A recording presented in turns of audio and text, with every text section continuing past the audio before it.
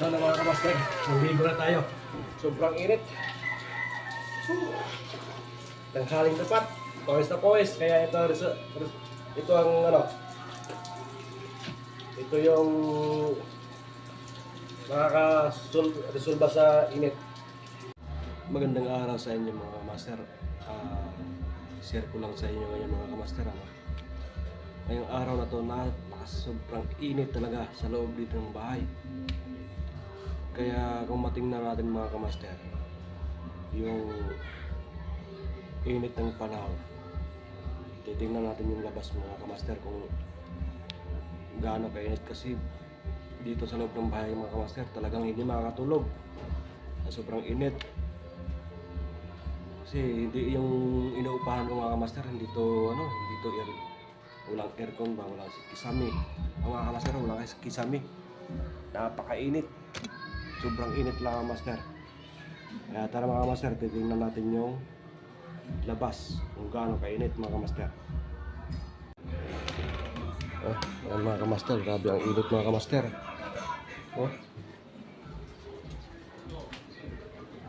Grabe ang init. Talagang sobrang init mga kamaster. Kaya naisipan mo mga kamaster, ang gagawin ko, maglagay ako ng mga tubig sa timba para lang makatulog ako mga kamaster. Para yung init, hindi yung lamig ng tubig magkaano sa init ng panahon. Grabe ka master, grabe ang init. Sobra. Ito na mga kamaster. Mga kamaster, yung ginagawa ko mga kamaster, sobrang init. Ayan, makikita nyo mga kamaster, may tubig yung timba. Yung planggana ng maliit, yan, tubig din yan. Mga kamaster, tubig. Yung tubig yung mga kamaster. Ayan. Ayan mga kamaster. Ayan, meron pa doon. At saka yung may hose pa mga kamaster. Ayan, dalawang electric pan mga kamaster. May yelo. Yung electric pan na maliliit lang yung mga kamaster. Ayan. At saka mga kamaster, din natin maiwasan niya. Kailangan natin meron pang palamig. Ayan mga kamaster, tubig yan. Dito na ako hihiga mga kamaster. Kasi sobrang init talaga kamaster sa loob ng bahay. Tingnan mo nga yung bubong mga kamaster, grabe ang init. Sobrang init talaga mga kamaster, walang kisame. Para kang niluluto sa loob ng bahay mga kamaster. Ayan, walang kisame mga kamaster. Sabi yung kaya naisipan ko yung mga master, naglagay ako ng tubig dito sa timba para pangontra sa init. Ayan mga master, kaya ang normal na lang mga kamaster, kasi may yelo din mga master. Lagyan natin ng yelo mga master. Yan, para malamig-lamig. Ito mga master, lagyan natin ng yelo para hindi gaano mainit mga master. Yan, yelo mga master.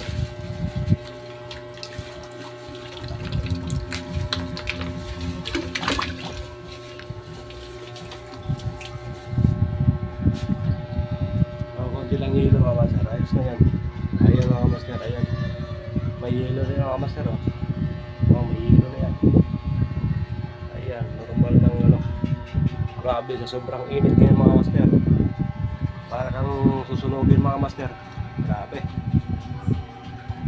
Kaya kung nagustuhan niyo yung video na ito mga master, gagayahin nyo na lang para hindi gaano mainit itong kapaligiran mo kung kayo natutulog. Kasi pag sa loob ng bahay mga master, sobrang init, hindi kaya rin. Ayan mga master. Eto na mga kamaster, naligo na tayo. Sobrang init. Tanghaling tapat, pawis na pawis. Kaya ito ang ito yung makakaresolba sa init. Wow.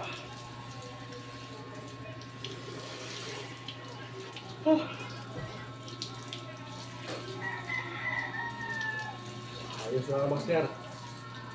Walang init, sarang init ngayon dyan.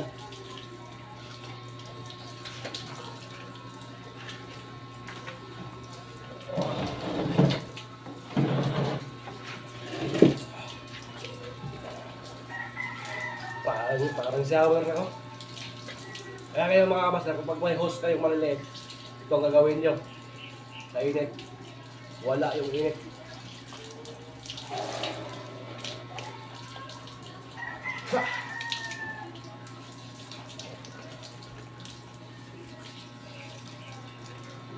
Sa init ngayon dyan mga kamaster. Ito na. Ito yung resulta sa tag-init mga kamaster. Hindi kaya naman pag ano.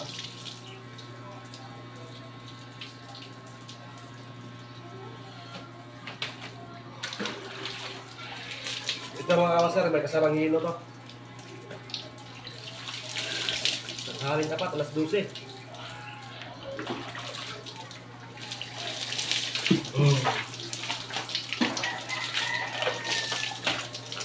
Shower. Tulang, malakas na.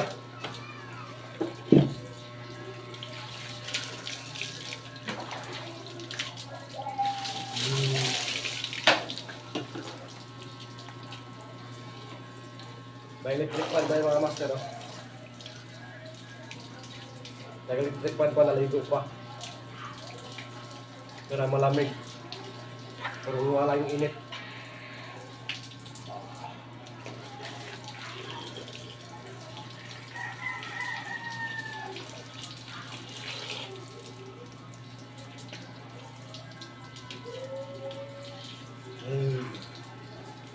Hindi makatulog mga master.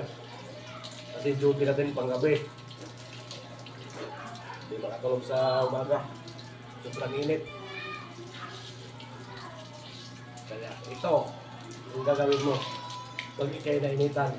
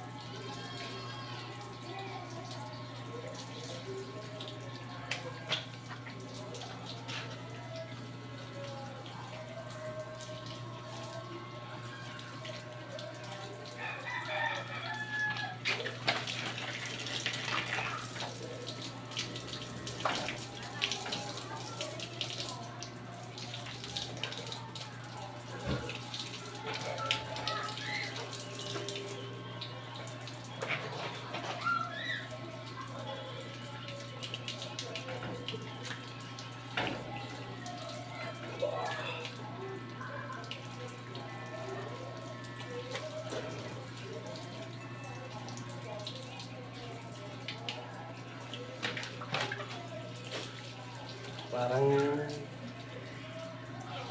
tunay na shower, no? Maliit lang na hose yan mga master, no?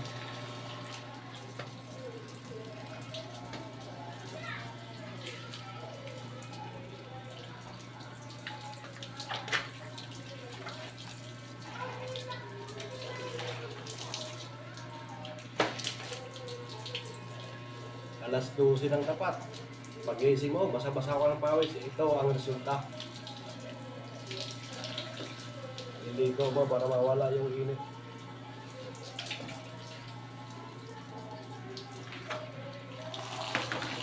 Samahan mo ng tubig na may yelo. Ayos.